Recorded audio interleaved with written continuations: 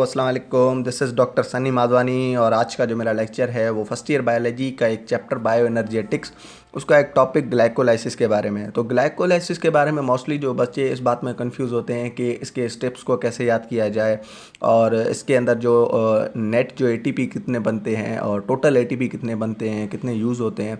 तो mostly entry test के अंदर ये क्वेश्चन आता रहता है कि भाई इसमें एटीपी जो हैं वो कितने होते हैं। तो इसके काफ़ी सारे स्टेप्स हैं जिनको हम निमोनिक की फॉर्म में याद करेंगे।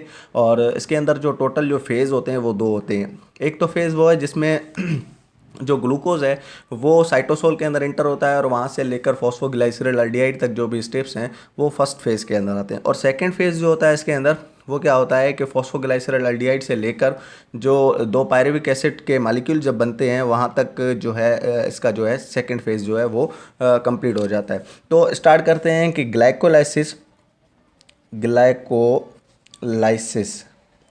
अब ग्लाइकोलाइसिस में ये होता है कि पहले पहले ग्लूकोज का मॉलिक्यूल साइटोसोल के अंदर इंटर होता है। जब ग्लूकोज का मॉलिक्यूल साइटोसोल के अंदर इंटर होगा तो वो क्या करेगा, एक एटीपी का मॉलिक्यूल अपने साथ लेगा और हेक्सोकाइनेज एंजाइम अपने साथ लेगा। जब एटीपी का मॉलिक्यूल यहाँ से एक उठाएगा तो हमें जो प्रोडक्ट में मिलेगा वो एडीपी मिलेगा और एक फॉस्फेट जो अपने साथ कंबाइन करके क्या करेगा, ग्लूकोज 6 फॉस्फेट बनाएगा। जब ग्लूकोज 6 फॉस्फेट बन जाएगा तो ग्लूकोज 6 फॉस्फेट जो है वो कन्वर्ट हो जाएगा फ्रक्टोज 6 फॉस्फेट के अंदर। और यहाँ पर जो एंजाइम काम आएगा वो कौन सा होगा, आइसोमरेज एंजाइम। ठीक है, अब जो आइसोमरेज एंजाइम क्या करेगा, ग्लूकोज 6 फॉस्फेट को फ्रक्टोज 6 फॉस्फेट के अंदर कन्वर्ट कर देगा। अब क्या होगा कि यहाँ पर फ्रक्टोज 6 फॉस्फेट क्या करेगा, यहाँ पर एक एटीपी के मॉलिक्यूल को यूज़ करेगा और प्लस में यहाँ पर जो है फॉस्फोफ्रक्टोज काइनेज एंजाइम को यूज़ करेगा और जो है फ्रक्टोज 6 फॉस्फेट जो वो कन्वर्ट हो जाएगा फ्रक्टोज 1,6 डाइफॉस्फेट के अंदर कन्वर्ट हो जाएगा। ठीक है, तो उसके बाद यहाँ पर क्या होगा कि यहाँ पर एक और एंजाइम यहाँ पर वर्क करेगा, जिसका नाम है अल्डोलेज।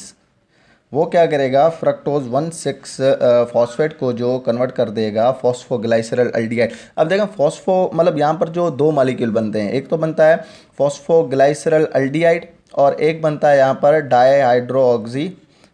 Dihydroxy acetone phosphate. ठीक है, यहाँ पर ये दो मॉलिक्यूल बनते हैं। अब ये जो दोनों हैं ये हैं आपस में आइसोमर, ये भी 3 कार्बन के ऊपर मुश्तमिल है, ये भी 3 कार्बन के ऊपर मुश्तमिल है, तो ये दोनों आइसोमर हैं। ठीक है, यहाँ तक जो हमारा होता है टोटल जो है फर्स्ट फेज़ यहाँ तक होता है हमारा कंप्लीट। अब देखें फर्स्ट फेज़ के अंदर जो हमें देखना है कि यहाँ पर अच्छा यहाँ पर जो है एटीपी यूज़ होगा और यहाँ पर एडीपी हमें प्रोडक्ट में मिलेगा। तो देखें आप यहाँ पर इनिशियल प्रोसेस स्टार्ट करने के लिए जो हमें एटीपी की ज़रूरत पड़ी है, यहाँ पर 2 एटीपी मॉलिक्यूल की ज़रूरत पड़ी है और फर्स्ट फेज़ हमारा जो है कंप्लीट हो गया। अब फर्स्ट फेज़ को अगर हमें याद करना हो तो वो किस तरह से करेंगे, इसका एक निमोनिक है कि गर्ल्स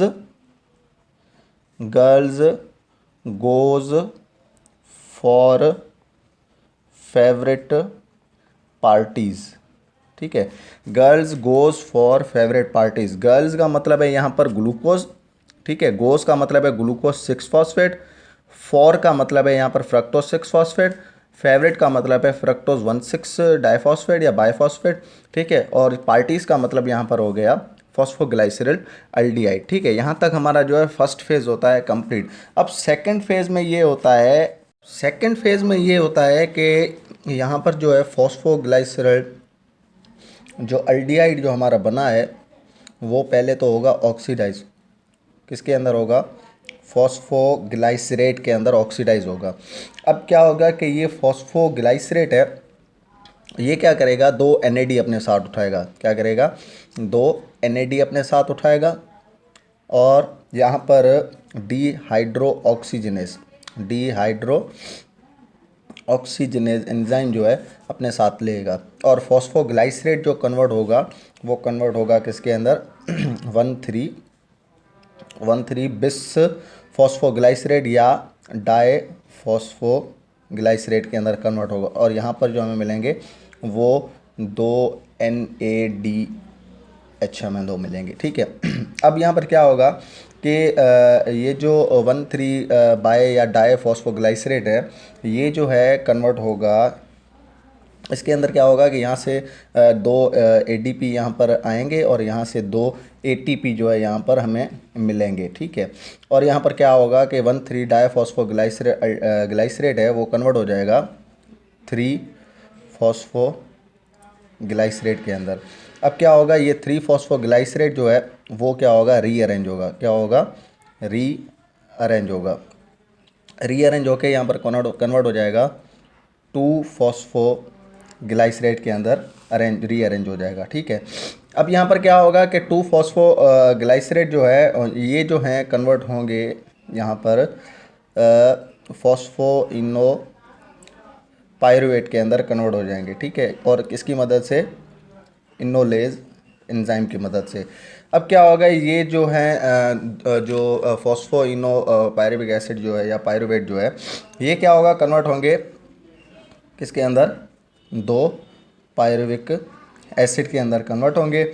और यहाँ पर जो है 2 एडीपी आएंगे और यहाँ पर 2 एटीपी जो है जनरेट होंगे। तो नेट हमें जो रिज़ल्ट मिली है यहाँ पर जो है सेकंड फेज़ जो है पूरा हो गया कंप्लीट यहाँ से यहाँ तक। और हमें जो एटीपी यहाँ पर मिले हैं वो कितने मिले हैं, 2 मिले हैं, ठीक है। और सॉरी 4 मिले हैं। अब 4 ये है कि हमें देखो यूटिलाइज हमने जो किए वो 2 किए थे। इनिशियल जो प्रोसेस हमें ग्लाइकोलाइसिस का करने के लिए पीछे हमने 2 एटीपी हमने जो है यूज़ किए थे और 4 हमें मिले हैं। मतलब नेट रिज़ल्ट हमें मिली है वो मिली है 4 में से 2 गए, बाकी 2 एटीपी हमें जो नेट रिज़ल्ट हमें मिली है। अब यहाँ पर ये है कि कुछ स्टूडेंट कहते हैं कि सर हमने तो पढ़ा है यहाँ पर हमें 8 मिलते हैं, हमें 7 मिलते हैं। तो 8 या 7 का मतलब हमसे अगर क्वेश्चन में खाली एटीपी पूछ रहा है ना, खाली एटीपी, तो हमें कहना है बाकी जो हमें नेट एटीपी मिले हैं वो 2 मिले हैं। अगर टोटल एटीपी की बात करें, टोटल एटीपी की, तो हमें वो कितने मिलते हैं, जो टोटल है। अब देखें ये NADH है ना, अब एक NADH जो है वो बराबर होता है 2.5 एटीपी के बराबर होता है। कितने, 2.5 एटीपी के बराबर होता है। अब 2 हमें NADH मिले हैं, 2 को अगर हम मल्टीप्लाई करें 2.5 से तो 5 एटीपी हमें ये मिल गए। और नेट जो हमें 2 एटीपी यहाँ से मिले हैं, ठीक है। टोटल जो हमें यहाँ पर एटीपी मिलेंगे वो मिलेंगे 7, ठीक है। 7 यहाँ पर मिलेंगे और तकरीबन 25 जो हमें क्रेब साइकिल या TCA साइकिल के अंदर मिलते हैं। टोटल जो है 32 हमें टोटल जो है इस प्रोसेस के दौरान जो हमें एटीपी यहाँ पर मिलते हैं, ठीक है। अब ये है कि इसका अगर हमें निमोनिक देखना है तो यहाँ पर हम कैसे देखेंगे, ठीक है। अब ये तो आप लोगों ने जहन में रखना है कि जो ये ऑक्सीडाइज होगा फॉस्फोग्लाइसरेट के अंदर। अगर इसका भी हम निमोनिक यहाँ पर लिखना चाहें तो यहाँ पर लिखते हैं प्लीज़ डैड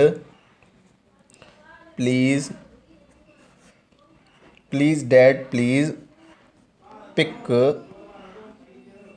पार्टी पोपर, ये party paper. Please dad please pick party popper, ठीक है। प्लीज़ का मतलब जो है फॉस्फोग्लाइसरेट है, फॉस्फोग्लाइसरेट, डैड का मतलब है 1,3 डायफॉस्फोग्लाइसरेट है। उसके बाद अगेन प्लीज़, उसका मतलब है फॉस्फोग्लाइसरिक एसिड है या फॉस्फोग्लाइसरेट 3 फॉस्फोग्लाइसरेट है। उसके बाद पिक का मतलब 2 फॉस्फोग्लाइसरेट है और पार्टी का मतलब जो है फॉस्फोइनो पायरुविक एसिड है।